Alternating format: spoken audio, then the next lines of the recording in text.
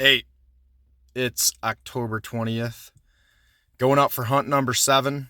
I haven't hit anything to really show or record. I'm not seeing as much deer as I have in the past. It is not a good year so far.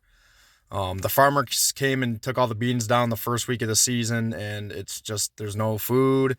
And behind me on the one property, when I'm sitting in my stand, the corn is still up. So they're kind of just chilling in there. But yeah, I haven't had much to show anybody.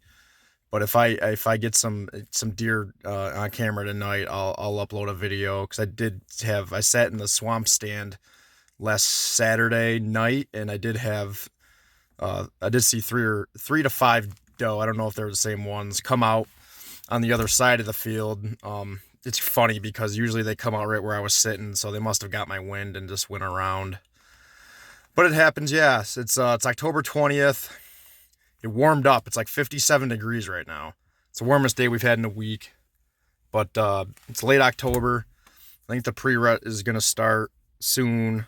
And I'm going to try to get these deer out of that corn. I'm going to rattle. I'm going to use the grunt tube. I'm going to, spray the estrus down on the wicks. I'm going to try all that stuff. So keep her tuned. Oh my God. The fall foliage is so pretty. Just look at it. When I see something like this, you know what I say to myself? Would you just look at it? Well, I just pulled in and there was a doe standing over there about 200 yards, so that's a good sign. They are moving. I got to get out there, and I got to get out there ASAP because I don't want to bump anything while I'm walking in or anything like that. So I'll see you next time when I'm up in the stands.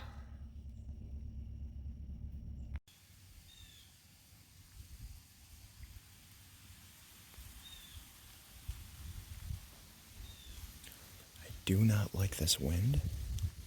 It's a swirling wind. So no matter what stand I'm in, it's probably going to be a disadvantage. But it's okay. I'm just happy to be out here.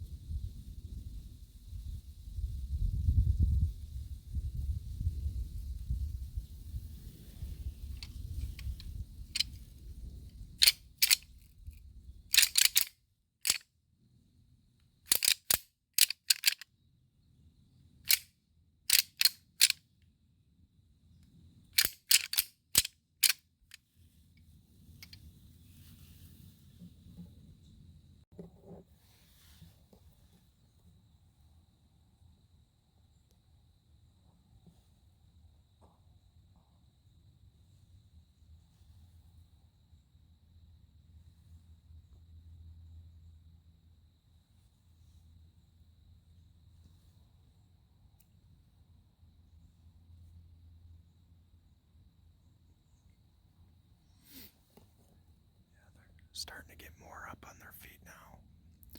About a half an hour ago, I had a monster buck walk through the corn behind me.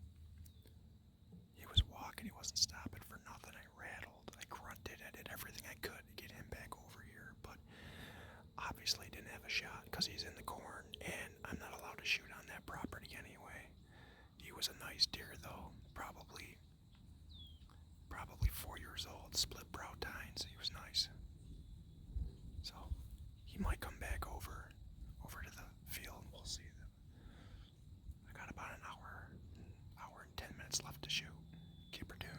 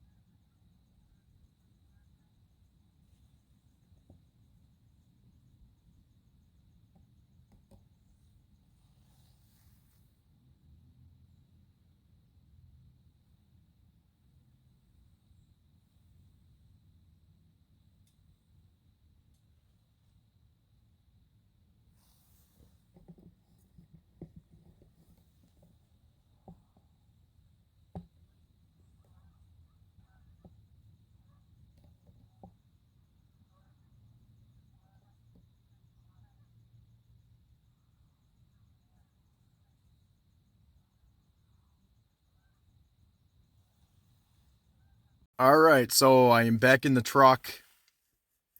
Um, as you saw, I was able to get a few deer on film tonight. I filmed with the camera on the holder. I'm not the best at it. I apologize, but yeah, until tonight, I really couldn't get anything that close to me to even video. It's my 7th hunt out, 7th hunt this season. It's been awful. It's been absolutely awful. I think this year I've seen the least deer out here in my entire life. And I think them cutting the beans so early has something to do with it. But yeah, and I'm waiting for the pre-rut to kick in. It's October 20th. Does seem like it's picking up, but I don't think these deer are rutting yet at all. They're just not, I don't see anything chasing anything. 5 o'clock tonight, I'm in the stand, I'm grunting, I'm rattling, doing everything I can to try to get bucks to come around me, because I know in the stand everything's corn, and that's the property I can't shoot on or nothing. I have to call to get permission to even go on it.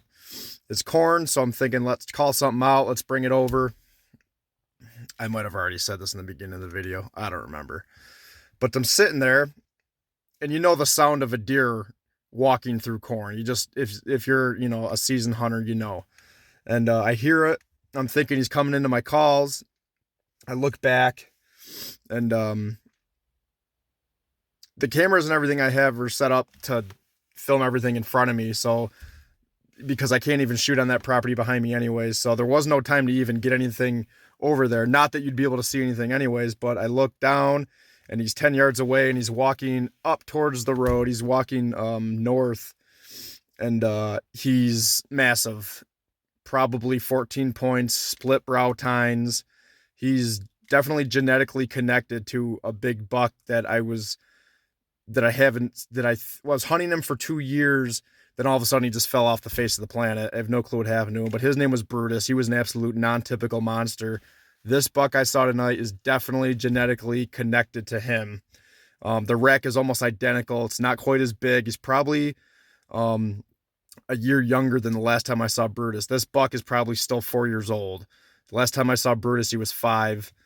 Um, Nobody shot Brutus, I don't think. I think maybe sometime like, in the late winter or something, early spring when he didn't have his antlers, he might have got hit by a car, or maybe he just died because he was old. He was probably, like I said, 5 or maybe even 6. He was an old deer. He was a big brute.